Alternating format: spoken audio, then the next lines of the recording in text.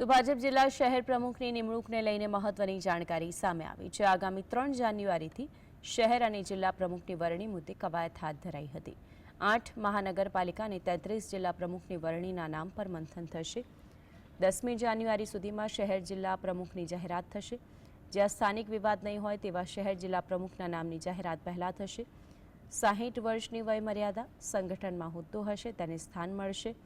આ માટે 2 વખત સક્રિય સભ્ય હોવું જરૂરી છે, જો કે કેટલાક કિસ્સામાં છૂટછાટ આપવામાં આવે તેવી શક્યતા છે।